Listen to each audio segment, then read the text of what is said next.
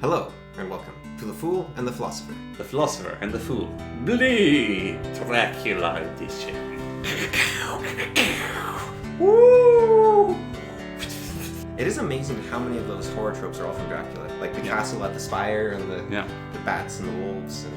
So just regarding Victorian era, so the dating scene, do you think it was... So the Egyptians, how they would date is you'd pick someone that you thought you might be interested in. Yeah. You know someone like... So let's start with what we do in modern age. You get to know someone potentially, or you just do it out of the blue. But you say, like, would you want to go on a date with me? So we actually have a formal declaration of intent of that. So I think that's always been there, like a declaration of the relationship starts now. Yeah.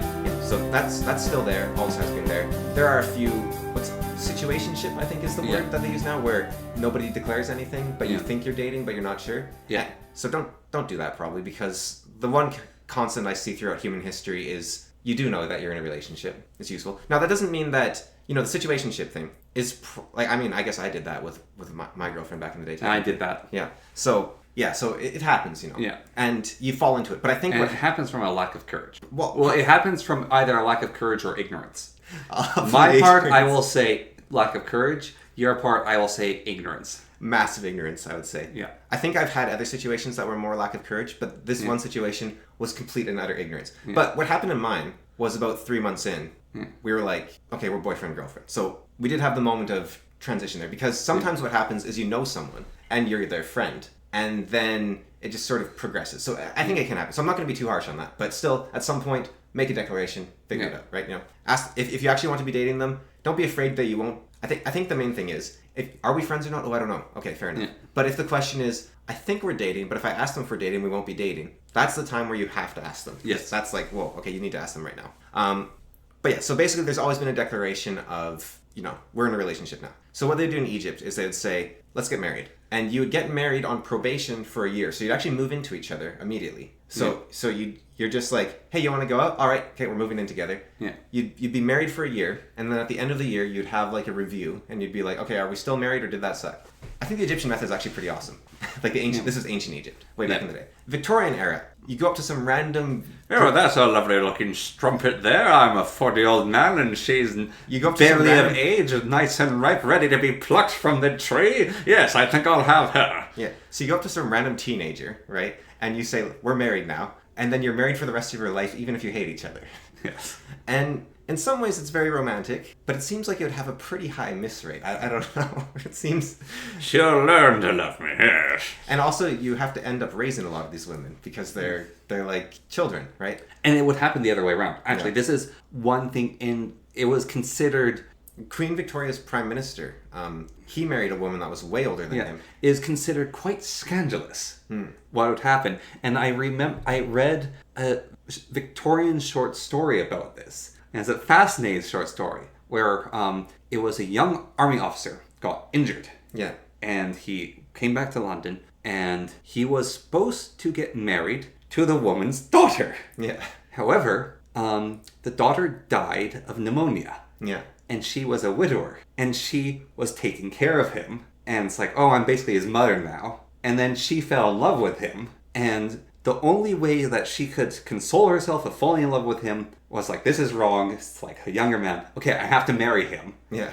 And it's a really weird short story of basically she's acting like a mother to him in the marriage and raising him in a different way. So that's how marriages actually up here in the Yukon back in the day were, like with the First Nation. Yeah. It was very similar to that. Like you would have basically this cycle of marriages. Yeah. So a young man's first marriage would be to an old woman. Yeah. So basically your uncle would take you under his wing. Yeah. And basically in all things, like if you were an idiot and you need to be disciplined, it'd be your uncle that did it, not your father or your mother. Yeah. And so your uncle would, I think it would be like his sister or his cousin. I can't remember. He would marry you to his sister or his cousin. Yeah. Now, they did have this very complicated system of rules that did prevent inbreeding. Yeah. So it's because your uncle's sister isn't necessarily your direct relative, right? Yeah. So you'd marry your... You might not even be related to your uncle. Yeah. So you'd... Actually, it might be your uncle's sister-in-law was the person you married or something like that. But yeah, anyways. So you would marry this older woman. Yeah. Then she would die. And then you would have like a younger woman that would marry you, and you would die. She'd marry, like, it was kind of this cyclical thing. And also you could have multiple spouses. So all over the place. It seems very messy. But you also didn't have much say in the matter. And stuff like that would happen where it's like, if you married a young woman and she died, then it'd be her mother's responsibility to marry you to make up for it, or the other way around. And then in Jewish, and actually Catholic, because Catholic is drawn from Jewish, is if your wife dies, then you can marry her sister, and only her sister, and then her sister can raise your kids. But you actually, I don't think you're allowed to marry another woman. It's basically like it, because if you're like, it's supposed to be forever once you marry someone, but the exception to that is you can marry the sister or the brother. Right. So you can sort of move sideways a little bit there. Yeah. Yeah. So... And it was actually considered a duty. Basically, if you weren't married and your sister died, then you were supposed to marry the husband. So Queen Victoria's prime minister, who was around the time of Dracula, like I think they actually quote him at one point, even in Dracula. He married very wealthy old very wealthy old woman, but how apparently he was wildly in love with her. Well, apparently how the relationship worked was he went up to her and he said like, "I'm poor, I need money, I will marry you for your money," and she was like, "I'm rich and lonely, I'll marry you just so there's a handsome young man around." Yeah, because you're a hot, young piece of... But basically, neither of them, like, they both did it for selfish reasons, basically. And they were madly in love with each other. Like, it was like this perfect relationship. They loved each other massively. And Napoleon did the same thing. He married this older, wealthy woman for her money. Yeah. They were madly in love. Sort. It is second... Well, he didn't have any children with her, so he needed to have an heir, so he then married it was interesting. I actually learned about this recently. So Napoleon was madly in love with her. Yeah.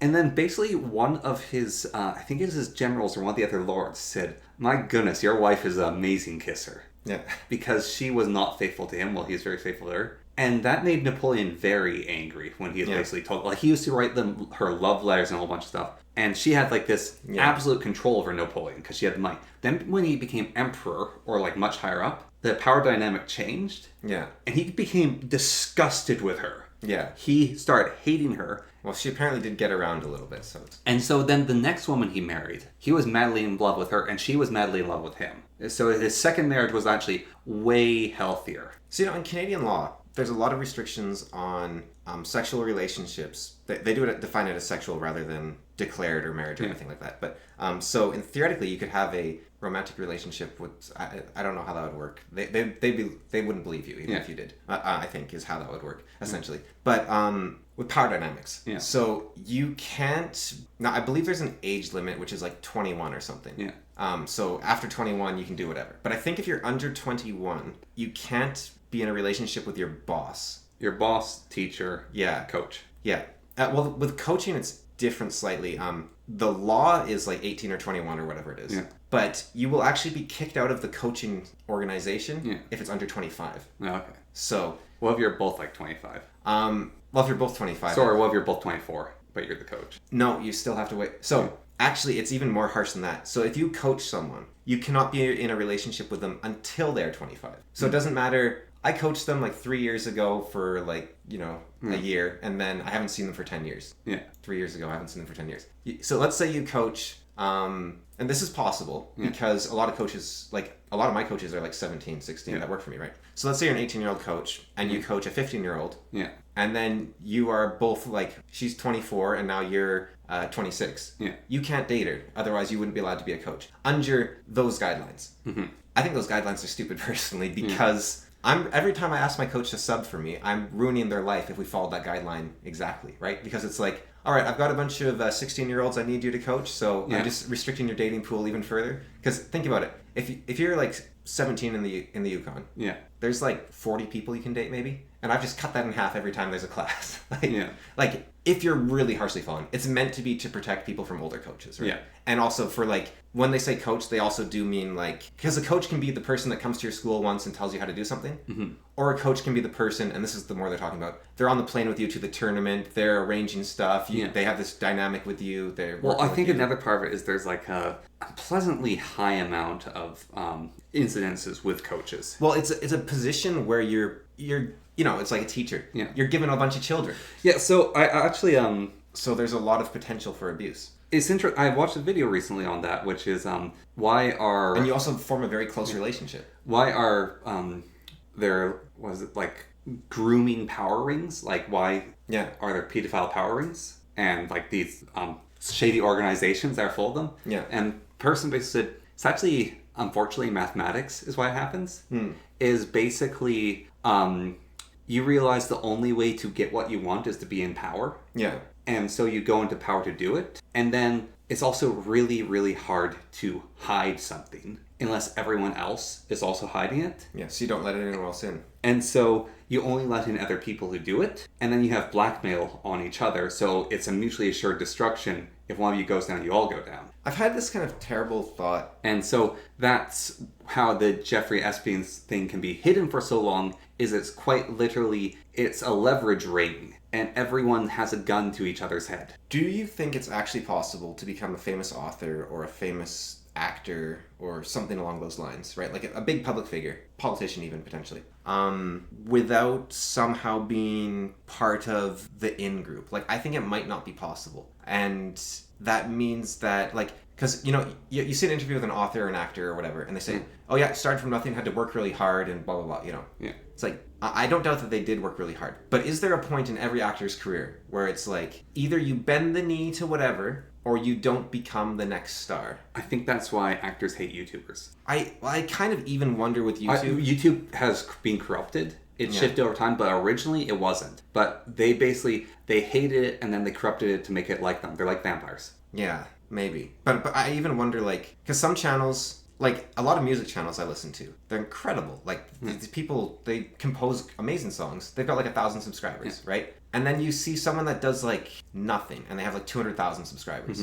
And like, look at Moist Critical, Charlie, that guy. Yeah. As far as I can tell, he doesn't do anything. And like, he's got like millions upon millions of subscribers. I don't want to be rude to Moist Critical, but it's basically, if you drained the juices out of Asmongold, you get... That's what he looks like. That's what he acts like. It's basically if you... I'd say it's the other way around. Asmongold's narrow. No, I don't mean about that. Like, the color. Like, Moist Critical has no color in his body. His voice has no life to it. He's like a life-trained Asmongold. Like, Asmongold as well, like, nowadays doesn't really do anything. But... he used to be a very good Warcraft guy, so I'm sure Moist Critical had something that brought him. There's people like Mr. Beast, which are interesting, because as I understand it, he started his channel just by doing extreme endurance things. Yeah, he'd read the entire dictionary, or count he would to watch a paint really dry. high. Yeah, or he'd like watch paint dry, and that somehow gave him views. Yeah, but I do wonder if at some point they still had to like befriend the right people at YouTube in order to move on, because it seems. Or those people befriend you because they can see advantage from you to get what they want. Like someone like Mr.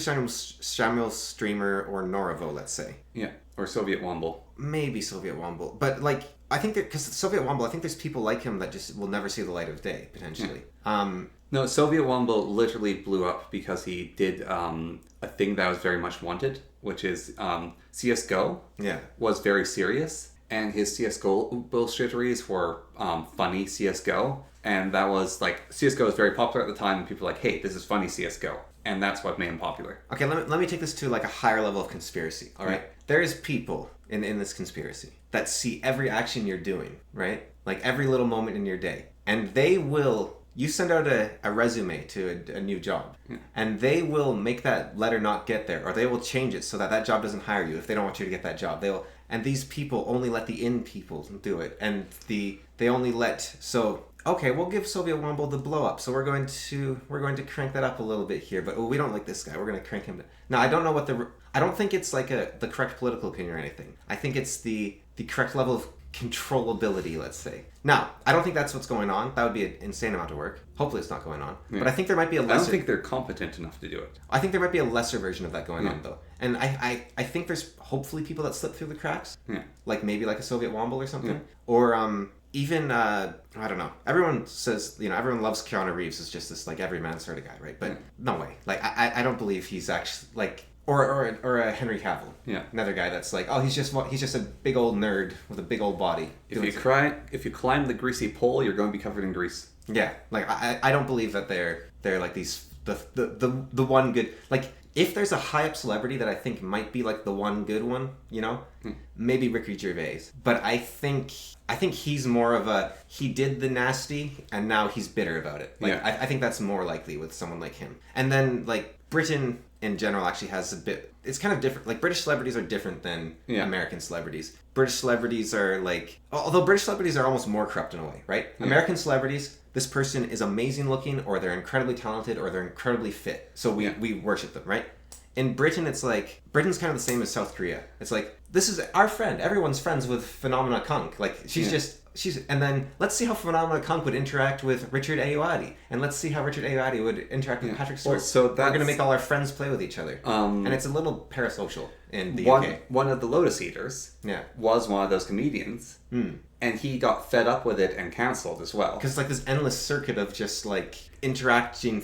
It's basically the original YouTube. And he is a hilarious guy. Yeah. But it ruined comedy for him. He hates comedians now. He hates comedy. He's very bitter about the whole thing. Because you just have to be the guy that interacts with the guys. Yeah. And yeah. Like, I was thinking about this. I've been watching a lot of Taskmaster recently. Yeah. And obviously... Yeah, so this guy on Lotus Eaters knows a ton of people that be on Taskmaster. And so Sargon's like, yeah, Taskmaster is some sort of thing. And he's like, it's a horrible show full of horrible people. I know all of them. You won't like it. But... it is basically just get all the comedians together and stick them on there. Yeah. And they started adding in... Americans. Well, also, like, athletes and stuff. Yeah. Like, they started mixing it up a little bit. Mm-hmm. But it's basically grab a bunch of actors and comedians and personalities. But then you see them on there, and then you see them on Countdown. And then you see them on... like, they're on all the British celebrity shows. It's just this endless cycle of celebrities. They're not actually game shows. They're just, let's watch this... It's what it was the original, what Twitch streaming is now. Yeah. Where it's like, what happens if Asmongold interacts with Pokemon or whatever her name is? Pokemon. It's also very much what Japanese idol culture... like an old person. Is that one of those Pokemans? It's what Japanese idol culture is, and then VTubers are adapted to that as well. So let's have this VTuber interact with this VTuber. And... the only thing that makes the British thing seem down to earth is British people are ugly.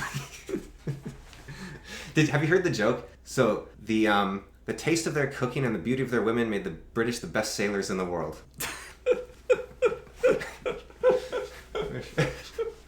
That is good. Yeah. One of my favorite things is Britons before Romans arrived. Yeah. And it's a man in a swamp up to his nose with a sandwich floating on it. And then it's British afterwards. And it's a man in a barrel with water up to his nose because it's a hot day out and there's a sandwich floating in it. Yeah, they're just swamp dwellers. They're swamp dwellers with a very powerful navy. Yeah. But I do think, like, Taskmaster is very fun to watch, also. Yes. Like, from what I've seen. It took me a while to understand it because, like, it becomes obvious after you watch a couple episodes, but Alex Horne being in charge of it isn't immediately obvious when you first start watching it. And that, not realizing he's in charge, makes everything done to him seem incredibly cruel. And so you're like, this is a little weird. But then you realize, oh no, he's actually the guy that set this all up. He's the head writer. That he's actually the guy that made this show. Yeah. And then Greg is just very good at improv, and it works for him, basically. Mm-hmm. Also, it took me a while to realize, because they had, like, Alex has the tiny chair and Greg has the big chair. So I was like, is this just an optical illusion or something? And then they call him Little Alex. So I was like, okay, Alex is just a small guy. Then I learned Alex is 6'2". Yes. Alex is huge. Yeah. And Greg is just like a giant. Yes. Greg is a giant. He's like... it's funny because Alex says, like, people will come up to me and say Little Alex Horne. My own children will call me Little Alex Horne. It's like, Alex Horne is a tall man. Yeah. Like, he's unusually... Like the average height is 5'9", right? Alex is 6'2", so he's almost half a foot taller than an average person. It's just Greg Davies is very tall and very fat. And Greg is just like... well, he's not even that fat. He's just massive. Yeah. He's absolutely... I think they said 6'8", but... Yeah. He just looks... Look, after you're 6 feet tall... yeah. This is... every inch just make... every inch is like half doubles. a foot. Every inch doubles your height. Yeah. It's crazy because... like, you look at those people that are like... WWE, I think, recognizes like, this. a 6'1" man is about 2 inches taller than a 6 foot man. Yeah. And then a 6'2" man is like 4 inches taller. Then, like, 6'3" is like, those people are massive. I know a guy that's 6'4". Yeah. And, like, you hurt your neck looking up at him. Yeah. And it's like, that's weird. And I think that might be that, basically, a 6 foot tall person and a 5 foot tall person, their heads are the same size. Yeah. And their necks are going to be, like, a little bit different. And, like, there's going to be some things, like, maybe their legs are shorter, maybe their trunk is shorter. Yeah. But after you get past about 5'11" or 5'10", people actually start to stretch out. Yeah. And so they just seem taller at that point. I think because they're just bigger. I think there also might be a bit of physics going on there. Yeah. Because if you think about it, like, 6'2" guy, right? Yeah. Like our dad, he's 6'2". Yeah. You can tilt your eyes up and look him in the eyes. Yeah. Right. But a 6'4" guy, you actually have to tilt your head up to look at him. and that's just a little bit of physics. Like, it's just this little change there. So it's I wonder if there's a bit of that, but also like it's just everything looks smaller around like the 6'8" guy, like Greg is supposedly. Where like the one that struck me was they had to make the worst smell, so they had a bunch of bottles on a table, and the bottles were like above the head of some of the little contestants. Yeah. But then Greg goes over and it's at like his chest, and it's hard to get the concept of the size of the thing. One of the other things is the concept of actually just the sheer amount of power big people have. Yeah. I saw this video where it shows this average-looking Dutch bloke. Yeah. He's like an older man, so he's overweight, he's balding. He's the father of the tallest woman in Europe. Yeah. And she goes to hug her father, and like his eye line is like right in her sternum. Yeah. And she puts her arms around him, and then she stands up and picks up this man. I'm looking at that man, and that man's probably 210 pounds. Yeah. And she can just pick him up by his armpits. Yeah, it's just... And it's like... Just a little person. And it's like, yeah, there is like the sex difference of women are weaker, but she is so big. Yeah. That it's like, that, like she's a woman so big, like her slap would send a man like you or me flying. Like it actually just would. Even if she didn't work on her slap, she is so massive, she has that power. I think it was Hafthor Bjornsson. Yeah. He had a Coke bottle in his hand or something. And I couldn't believe that it was a real Coke bottle. Like it looked like it was a prop, like a tiny little Coke, because he's so big that it makes everything else look small around him. Like you're like, no, surely that's not a normal sized Coke bottle. Like that. And then on top of that, the same thing, just you realize how powerful the beast is. Eddie Hall is he was with the biggest bodybuilder in the world, and this man is massive. He's also Dutch. I think he's 7 feet tall, and he's a bodybuilder. He's in movies. He's actually kind of terrifying looking. And this guy is ripped. He's very athletic. And he and Eddie Hall worked out together. And he couldn't keep up with Eddie Hall. Like, he couldn't lift the weights, couldn't do the things. Well, those power lifters are just like... And I think Eddie Hall's like 6'2" or something. I think he's big. Like, he's not a small guy. Big man. Yes. Well, I was actually thinking... So anyways, Dracula. Yes, Dracula. So, dating tip for you, basically, what I learned from Dracula. Yeah. Start hanging around playgrounds. Oh! And then you just go up to them. Now, this is... I do want to add something here. Be a bloofer lady. And all the children play a bloofer lady. With, what does bloofer mean? I don't know. It's probably some Britishism. That's what Lucy was, the bloofer lady. I don't appreciate how Bram Stoker seems to be very educated... In everything? In dialects. Yeah. And does his best to write out the dialects. And it's impossible to understand a word the guys are saying. So, I listened to an audiobook of it. Yeah. And so what they do is each character, when it's their journal, it's them reading. Yeah. And the voice actress for Mina, she was incredible. Whenever she did Quincy, it was hilarious because she would put on an amazing Texan accent. But then it was whenever it was Harka or John, the doctor, would interact with the lower class people. It's like, whoa, these guys are like doing a good job reading it. Yeah. And then you have to read the small amounts of Van Helsing talking. Yeah. Like his own journal, hard to read. When people are reading what Helsing says, it's like, goodness me, this man's Dutch. I love how he talks. He's like, Friend Håkon, we need to do this. But no, it's the lower class guys, and then also the soldier, I guess he was. Like the Navy guy, the old man. Yeah.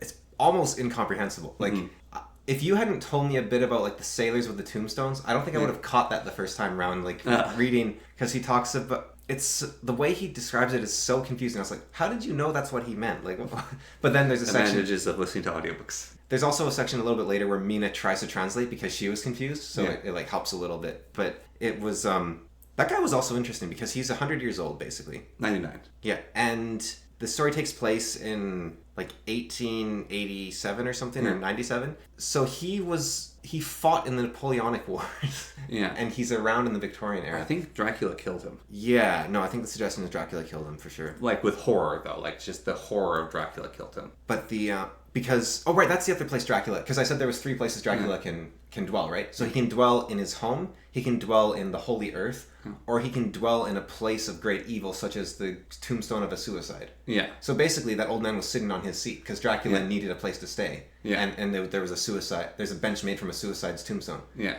Is that a British thing? Like, you don't make a bench out of someone's tombstone in here. Like, that's weird. So basically, they're these large, broad tombstones that people would sit on. But because the implication is that like the tombs are under them. Like they said, we're sitting on top of this suicide, basically. Yeah. That was also interesting. I don't know the truth of because they don't tell you the truth. But the tombstone read, "Here lies so and so who fell from a cliff and is lost by his dearly beloved mother." Yeah. But then the story is the mother was a devout Catholic, and the son hated her so much he decided to kill himself to ruin her own like life and reputation with God. Yeah. And it's like, wow, that's two very different stories about. Mm-hmm. And it made you question every single tombstone. But then he said he's going to have to go up to heaven he's going to drag the tombstone up and say, "Look, see, I was loved."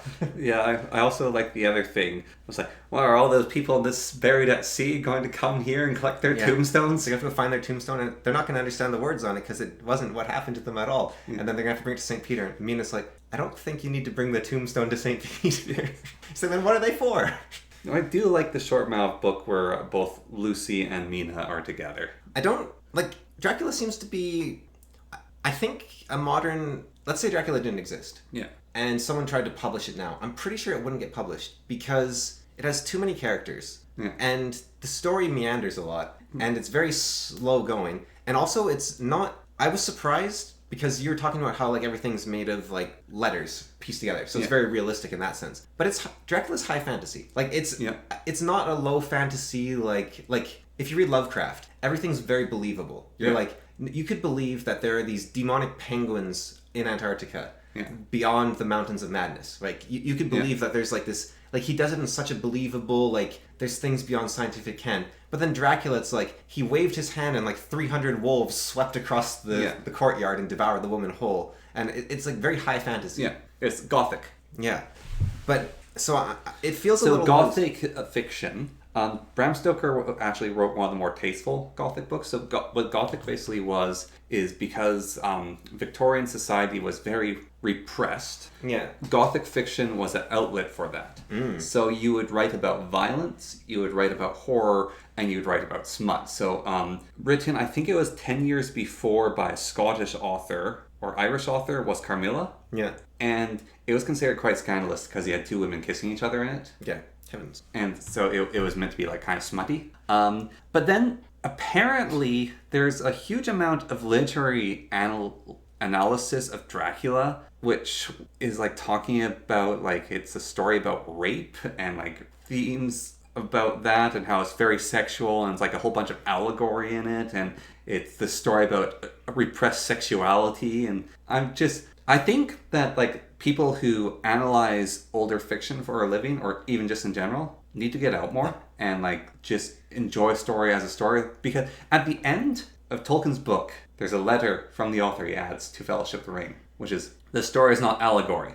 And if there is allegory in it, that's accidental. And yes, my life was shaped by the war, and yes, there was a miller and I didn't particularly like him or his son and I didn't like his mill. But those are just the influences of life upon me. If this had actually been an allegory, then like we've said all before, but I think there is a great deal of subtext from older works, though, that if you were in the times you would have picked up on that you might not pick on later. For instance, like we can pick up on this still, but maybe not in the future.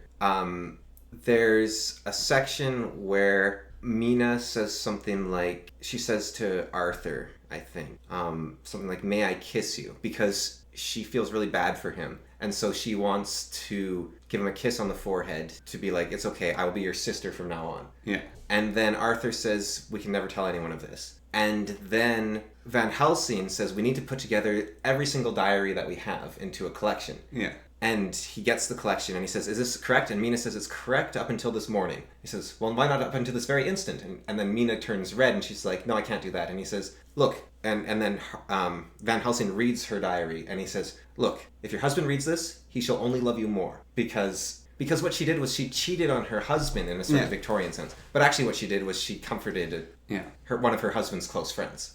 So it's kind of like, don't worry, your husband will just love you more when he reads this. Or one of the other sad parts is just like, I gave this girl blood. Yeah.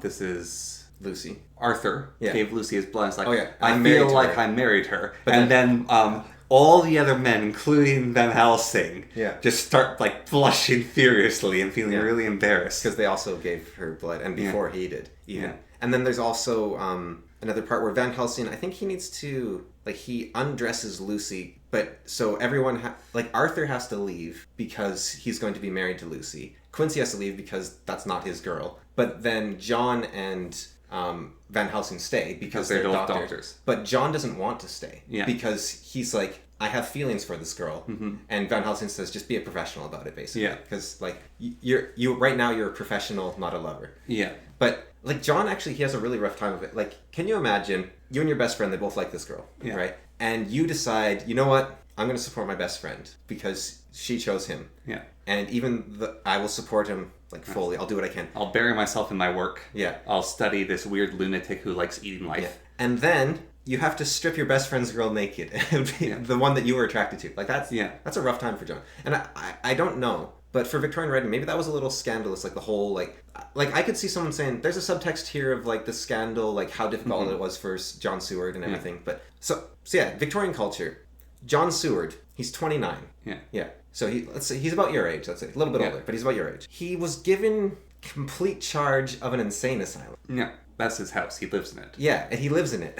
Isn't that like a huge responsibility? Yeah. Now, is that because of his brilliance, or is that because it's just that's what you do with 29-year-olds? You just that's what you do. He's a man. Yeah. And then their security is terrible. Like, well, the lunatics aren't actually forced to stay there. Well, they are because Renfield actually asked to leave, and he's not allowed to leave. Well, so the lunatics are put in there, and then if they can prove their sanity, they can leave. Yeah, and Renfield is such an interesting character. He's a tragic character. But again, in a modern story, like in a modern writing, he's completely auxiliary. Like he doesn't need to be in the story, and neither does Quincy, as far as I can tell. I haven't finished the story, so maybe I think, if I recall correctly, he might be one of the guys that kills Dracula. It's been a long time since I read about Dracula's death. But you know, he doesn't, even if he's the guy that kills Dracula, just get rid of him and make someone else do it, right? Like, get someone else to do it. Like, there's a lot of extra, like, I think you could actually get rid of John Harker as well. You could... No. Well, no, you would just make the 3 men. 1 would be Mina's, and then 2 would be Lucy's, sort of thing. And then you could narrow it down to like 2 to 3 men.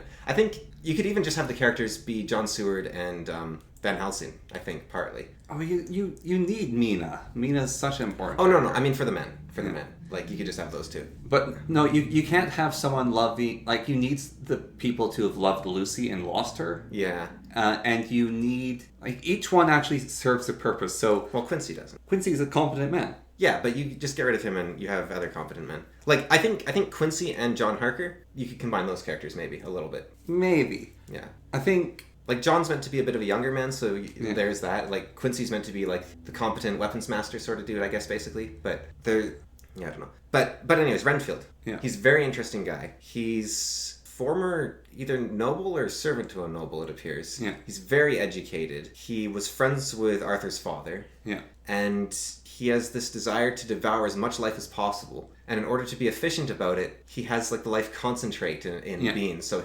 he captures flies. He feeds the flies to spiders. First of all, I don't know if that works. I don't know if you can actually just feed spiders. I'm not sure because spiders don't eat. Like they like drain the flies. Maybe they're hobo spiders. Yeah, I don't know. Anyways, he feeds the flies to spiders, and then he feeds the spiders to sparrows. Which again, I don't know if that's why not feed the flies to the sparrows? Because like I don't think a spider is very good for a sparrow, but it lets him concentrate it, which is what he's looking for. So he feeds to the sparrows, and then his goal is to get the sparrows fed to cats, and then he can eat the cat. And then he gets like thousands of lives in a single bite, basically. Yeah. He's forced to make do with eating the sparrows, which is a lot less efficient. And the spiders and the flies. And it makes him sick. Yeah. Because he just eats like 20 sparrows or something. Raw sparrows. Yeah. And throws up a bunch of feathers. Yeah. So he's very insane, but he has moments of lucidity, and he also has like Dracula's presence makes him go crazy. Yeah. And he somehow... It's interesting because I think... What do you think he was doing when he asked to be let free? Is he worried that Dracula is going to take hold of him? Or is he... Well, so what happened is he wants to live forever. Yeah. That's why he's eating these lives. Yeah, he figures that if you eat enough life, you will live forever. And so when he breaks out and he talks to Dracula, he's Dracula's servant, he is saying to Dracula, like, basically, you are the greatest version of me. Yeah. I want to be like you. I want to live forever. And Dracula promises him an endless supply of life, basically. Yeah. If he serves him. Yeah. And then he has a talk with the doctor, and the doctor says, you know, what you're doing would be quite noisy, though. And he's like, what do you mean? All those souls inside you, attached to you, buzzing around, that'd be quite noisy. And like, if you die and go to heaven, you have all these souls that are with you. And that horrifies Renfield. He hates the concept of it. But I think... And then he says it's a matter of saving my soul. Because he's a meaner beast, he knows Dracula can control him. And he is now terrified of actually becoming like a vampire and losing his soul. Because he is forced to contemplate souls. And he realizes he likes just having his own soul. But I think it's before the soul conversation that he tries to get discharged from the insane asylum. Like he says, look, I can prove I'm sane. I've read all of Van Helsing's works. I think he's a great philosopher. Yeah. Arthur, I knew your father. We would discuss politics and we understood the situations here. And Quincy, I love the experiment that is America. I think the Monroe Doctrine will succeed. And, sorry, not the Monroe Doctrine, the Manifest Destiny, I think was the one they were talking about, will succeed, and America will take over from Panama to Alaska, will like rule all of the Americas, and that's a wonderful thing. And it's funny reading about that in the nowadays America asking to annex these countries, they get a bit more pushback, I think. But so he proves that he's a very knowledgeable man, very learned, very sane, and he seems. And then John says, "No, I can't let you leave today. I have to think about it for a day." And he says, I want you to remember that I tried to convince you. And so I'm wondering if he was thinking, like, I need to get out of here before Dracula makes me do something terrible. No, I think it was that because he also encountered Mina there. And Mina's a lovely woman. And so he loved her as anyone else would. Or I wonder if it was actually a matter of him wanting to break free to better serve Dracula. Because this is before Dracula... Because Dracula also betrayed him, right? Like, Dracula said, I'll get you tons of life if you let me in. So he lets Dracula in. And then Dracula goes and feeds on Mina and leaves without giving him the life he promised him. And so he's actually angry at Dracula for betraying him. And that's when he attacks Dracula. Well, he attacks him a bit later, but that's when he attacks Dracula and actually is strong enough to take him on for a moment. So the vampires actually can't turn to mist. They turn to moon dust. Do you think... Well, no, they can turn into mist as well. Okay, but they can turn into moon dust too. Which is interesting because his description of the moon dust, where like the first time Jonathan Harker sees it, where he's lying on the bed and he thinks, oh, this is nice, and I'll just sit here and watch the... He actually sees... Well, he's actually walking and he sees the dust falling down. And he thinks, I'm going to lie on the bed to enjoy this more. Because when I would turn 12, on my 12th birthday, I actually saw that exact same thing where it's very beautiful when the dust hits the light just right and starts playing down. And then it starts slowly turning into those women. This like beam in. Well, it's interesting because one of Dracula's powers is actually he can be wherever he wants to. Which is... So I think... I don't necessarily think they are turning from moon dust into people at that point. I think they might actually be transporter teleporting. Because one of his powers is he can be anywhere he wants to, right? So which is strange because... He's still limited by the rivers. And he also spends a lot of time like sneaking through windows and whatnot. When he could just like be wherever he wants to be. But... Also, the amount of time Dracula spends as a battering windows. It's just like, squeeze, squeeze, squeeze, squeeze, bouncing off a window, and then he's like, stupid bat, go away. It's like I think he's some sort of furry. Well, I think it's actually because it torments them, right? They have these horrible dreams, and he's very petty. So the shape-shifting, Carmilla turns into a giant cat. And it bites women. I don't know. Like, because Dracula, he can turn like whatever he has domain over, he can turn into basically, right? But I don't know if cats count as brutish. Like that's kind of the... Well, it's this cat-like creature. It's like a cougar. She turns into. I think my favorite thing Dracula does actually is when they finally like bolt the window and secure it for Lucy just before she dies. Dracula can't get into the house anymore. And so he decides, I'm going to throw a wolf through the window. So it's like, how do I gain entry to this house? My favorite thing is the first fight they have against Dracula. The first proper fight. And it's sort of like, I imagine a bunch of men are all spread out with their weapons and Dracula's sort of... Wait, I don't think I've gone to that yet. Never mind. We'll have to save on that one for now. Another moment I like is when he gets hit in the head with a shovel. I mean, like... That moment's really cool. Well, it's because the scar stays. The scar stays, but also he sleeps with his eyes open. And then he glares at John even while being asleep and gets hit in the head with a shovel. I might have read the first fight, but just in case, we'll just leave it. I think I did, though, but just in case. Because what you define as the first fight could be, like, debatable.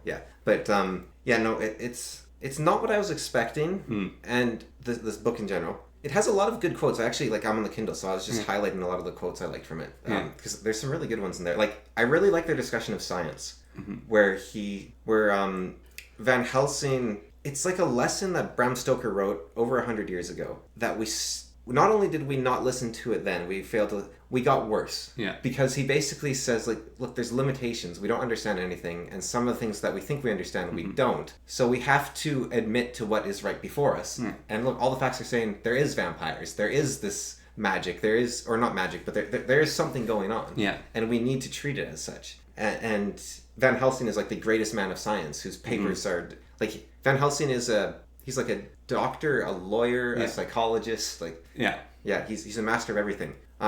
Also, like the whole scene where they're killing Lucy. Yeah.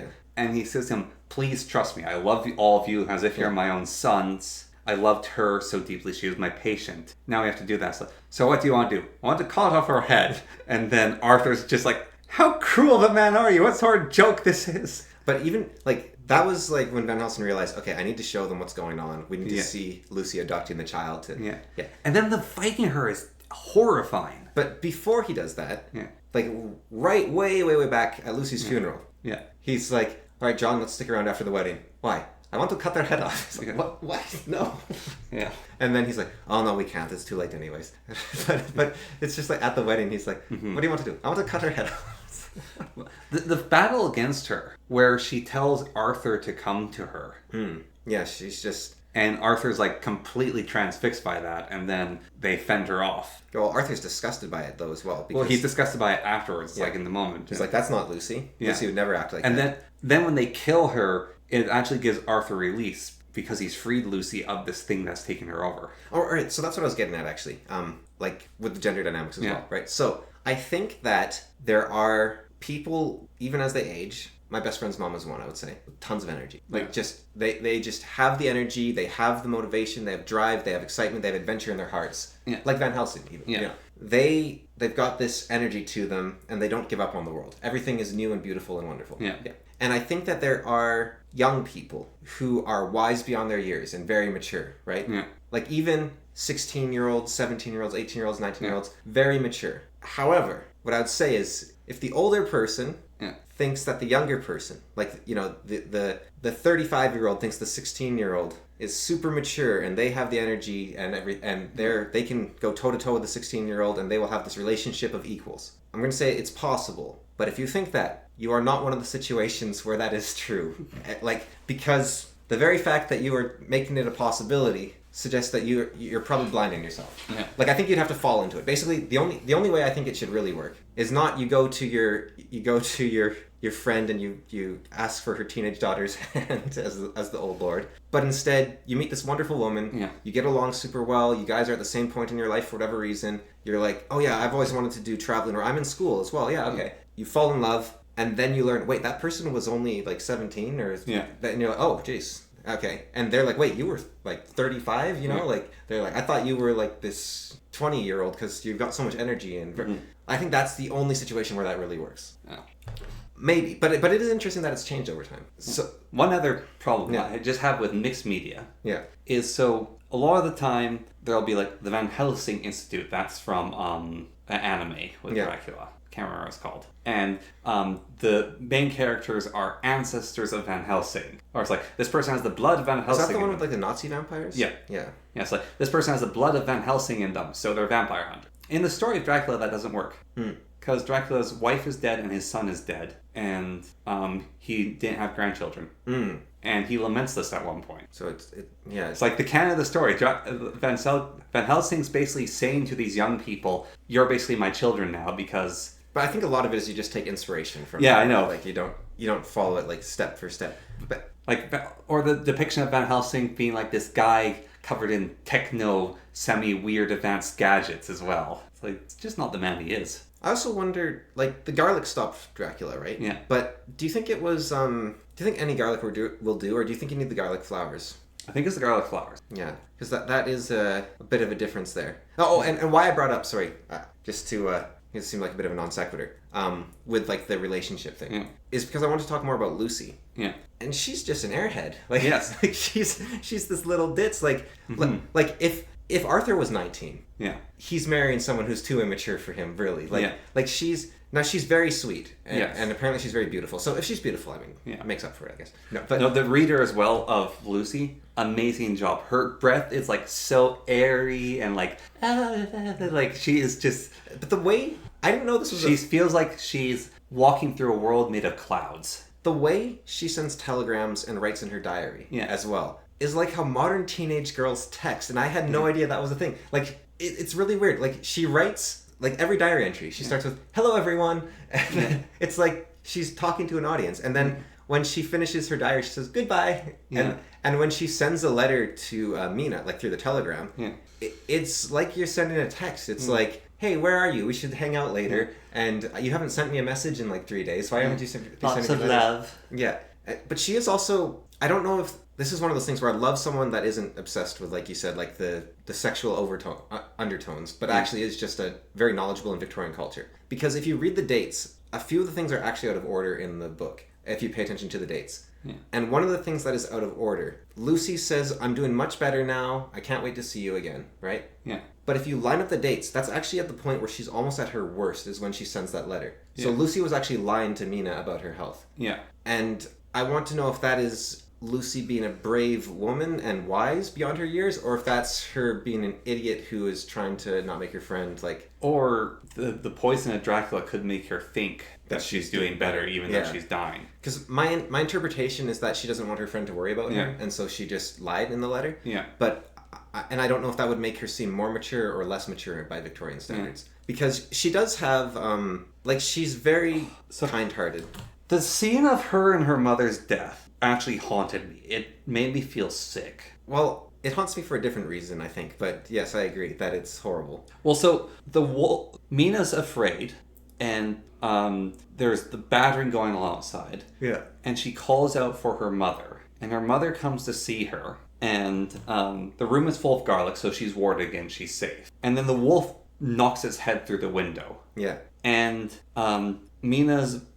Lucy's mother had a weak heart, and it gives her a heart attack, and she dies. Yeah. And her hand grabs onto the necklace of garlic around Lucy's neck and tears it from her. I hate it so much. And then she traps Lucy under her, so Lucy has a dead woman on top of her body, and she's so weak she can't get the woman off. And then the maids have been poisoned with laudanum, so they can't help. And the telegram failed to send. Yeah. Even the telegram failed to deliver, because Harker was supposed to be there that night. Yeah. Seward was supposed to be there. Yeah, Seward was meant to be there that night, and then. But the telegram failed. Well, no. So the maids get her mother's body off her, and they set her up properly, and then. She sends the maids basically downstairs for a constitutional to sharpen theirs. That's when they get poisoned. And then she's like, "Where are the maids? They're not coming back for me. I'm just trapped in this room with my dead mother and I can't leave her, but the window's broken and she needs flowers or something on her. And well, these garlic flowers look so lovely, so I'll put them on her chest instead of having them wrapped around herself to ward her." Yeah, because she wants to treat her mother with respect. And she puts them on her. And then she's curled up next to her dead mother, basically "I'm going to die soon, I think." She writes this in her diary. It's "I'm going to die soon. Goodbye, everyone. Yeah. I love you." And it's just horrible. But it's a series of tragic events, and then, well, when you do it like that, the imagery is a lot more powerful, I think. When I read it, I was just annoyed at everyone involved. I was like, "You idiots, can't..." Why does Van Helsing keep leaving? Why did John not stay in the house the whole time? Why didn't they have both Quincy, John, and Why didn't they tell the mother that her daughter was being haunted by a vampire, so she'd have a heart attack earlier? Oh, good heavens. Fine. Well, that's that dealt with. Yeah, just get it out of the way. It's going to happen in a week or two. Just get it out of the way. They're worried that her mother dying would kill her because she was weak herself. Yeah. Well, what they also said was... because Dracula's poison, not only he's draining your blood, his poison is also a bit like the black breath of the Nazgul. Yeah. You have to be strong in spirit to fight it. And so Mina is... better at fighting out Dracula's poison than Lucy. Yeah, well, I mean, Mina's basically already a vampire and she's still fighting it. Yeah, because... she's, burned by the wafer when it... Well, he baptized her. He did way more than just drain her. He baptized her in his blood. Yeah, he made her, drink his own blood instead. Yeah. Which, I don't know what the implication of that is. I don't know if that makes him, her bride of Dracula or something, or if it makes her a stronger vampire, or... Because... He doesn't know. He's experimenting. Right. Because with Lucy, all he had to do was feed from her. So anyone killed by the hand of a revenant... Yeah. Becomes a revenant. And vampires are the most evil and powerful of remnants. So anyone killed by Dracula will become a vampire. But they also said as I understand it, like Dracula hasn't died yet. Yeah. But well, actually, I won't say it then because I don't want to get into it. But going back to Lucy's death, there's so many.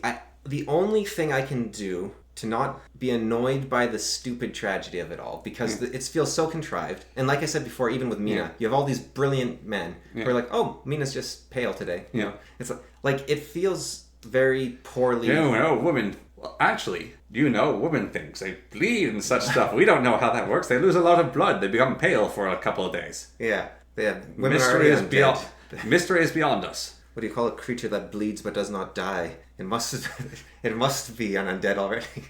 But what was I going to say? Just so the only thing that can make you cope with the stupid tragedy is that because like Dracula, when he arrives in London, all the dogs start howling. Yeah. All the madmen start howling. Yeah. I think Dracula's presence drives you insane. More than that, I think his presence might actually have like a sort of bad luck effect. Yeah. Like because he's kind of counter to God, right? So God's watching over you. And his arrival, there's that storm. Yeah. And like Dracula, the cloud of Dracula is reaching out over the harbor. So I think Dracula might actually be twisting fate to make people unlucky. If you go with his VTT powers, Vampire the Masquerade. Yeah. He is basically maxed out on all the vampire skills, and one of his skills of his house is the obfuscation skill. So the lesser levels of obfuscation can make the vampire look like a human or muddle minds. And the highest levels of obfuscation basically make it so if a vampire walks into that room, they can either be invisible to you, or they can make you not even know vampires existed. Even if you read Dracula, a vampire with powerful obfuscation can make you realize vampires never exist. But he's implied to be even more powerful than that. So his level of that could basically make you forget you were in a room. But the main thing for me is the telegram didn't deliver. Yes. It's because that would have... Well, I'm a little confused actually, because I don't see how John would actually have helped in the situation in a way.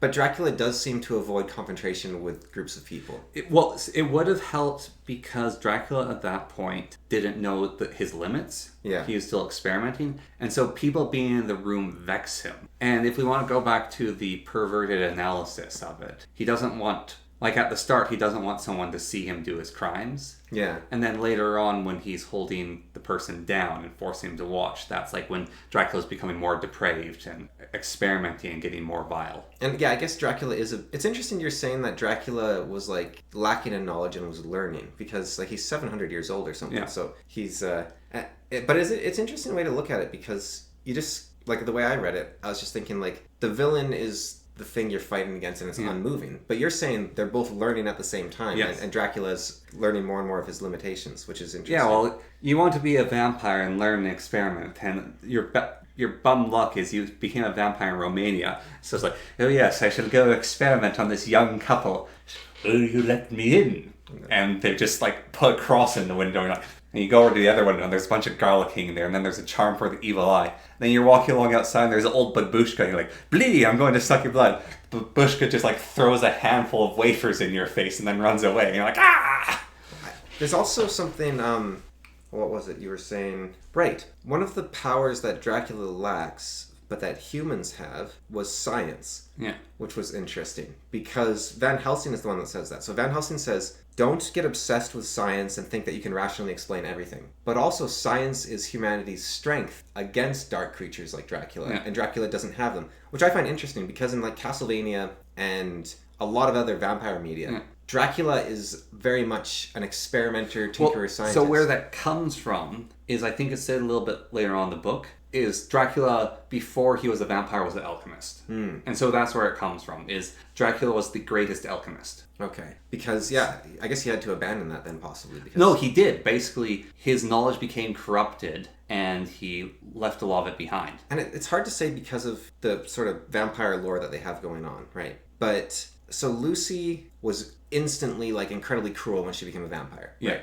But she did have a brief moment... I think just when they trapped her, where she said please destroy me or something. Yeah. I think so she's still in there. Her soul's still in there, but it's so your soul is trapped in the vampire's body. So with Dracula, did he, because he's this incredibly petty guy that is seeking out more and more dark power. He is so petty, eh? But With, like, his torture of Harkin in the house. Yeah, like he goes into town to do crimes just so that it looks like Harkin did them. Yeah. And, well, I think that's actually not exactly petty in that case. It could be to isolate him so he can't get help, right? But like just the psychological torture he deals to him. Well, I do like... It's like, I will let you go free. It's like, you can go right now if you like. Here, I will open the door and for there's you. like wolves outside. It's like, so, do you want to go now? I think it's like the second day in his castle, actually, where he says, you may go anywhere except where the doors are locked, but you, of course, as a polite gentleman, wouldn't want to go where a door is locked anyways. And Harkin's like, that's very reasonable, yeah. And then the next day he starts exploring the castle, and he realizes every single door is locked. Yes. It's like, wait, so I can't actually go anywhere. Yes. He doesn't actually break Dracula's rules, which is interesting, because he goes into Dracula's room, the door isn't locked because he goes out the window. Yes. So, but what I don't know is, did Dracula get attacked by a vampire himself? Or did he, for some reason, become... Is he like a Fafnir-like character where he's a Fafnir-like character? His own vileness made him into this vampiric being. He's a Fafnir character. It is revealed. Okay. How he became a vampire. It's very heavily implied to the point where you can interpret how he became one. Okay. Yeah, because he does seem to be like very much like he descended into evil and made a deal with the devil. I mean, one of his... Because he bought like 3 houses in London to like spread out so that people can't track him down super fast. And he used a different name for each house. Yeah. And one of the names is De Ville. like the name is Count De Ville. Oh, so it's like Cruella de Vil. But it's like, yeah, his name is Devil. Like he's like, I'm Count Devil. Yeah. It's don't mind me. And so that was the thing about Victorian culture as well, which was funny. It was Harkin, respectable lawyer, head of a firm because his adopted father dies out of nowhere.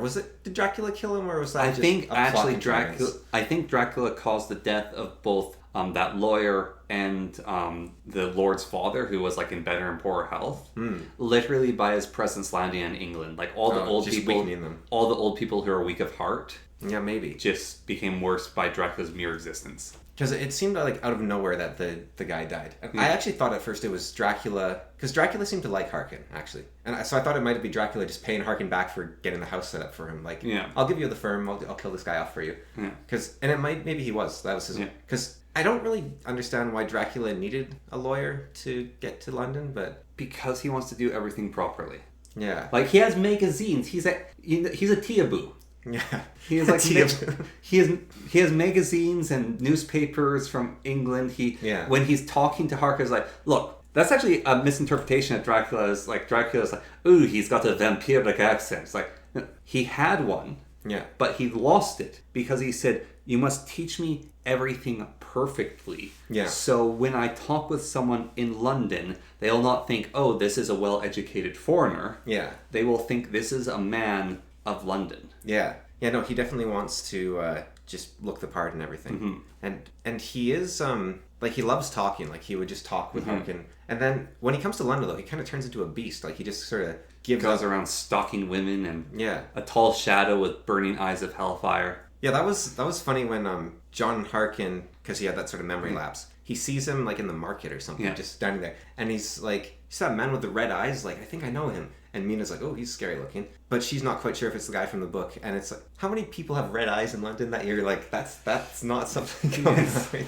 With the brow and the weird facial features and the sharp teeth. Yeah, I think, even if that's not... He's got a monobrow. Yeah, even if that's not Dracula, you've got, like, Satan over there or something. Yeah, dresses all in black. So there's a part where Harkin's doing his detective work. Yeah. And he goes to the Piccadilly station and he talks to the real estate agents there. Yeah. And he says, I'd like to know who bought this house recently. Yeah. And they say, we can't tell you that. We value privacy of our clients over everything. Yeah. Otherwise, we'd lose our reputation. And he says, okay, it's not for me. It's just that Lord Gold whatever was going to buy the place. And so he wants to know the man that bought it. And they say, okay, we'll send him a telegram, but we can't give you the information. Yeah. And then they send the telegram and they say, Count DeVille bought this place. It's like, does privacy laws just go right out the window when there's a lord involved? I also love how they break into one of Dracula's houses. I haven't gotten to that one yet, but it's just the planning stage right now. But basically what they do is they're like, well, obviously if you break in the middle of the night, everyone's going to think, oh wow, there's people breaking in. If you go to the middle of the day and you ask a locksmith, hey, can you open the door to my house for me? Locksmith's going to be like, of course, sir, that's how things are done properly.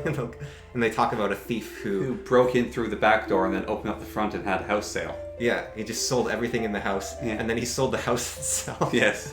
And he told the builder, I'll give you this house for cheap as long as you take all the... Because he needed building supplies. So if you take all the bricks away from the site. And so then the noble comes home and his house is gone. Yes. There's an empty lot.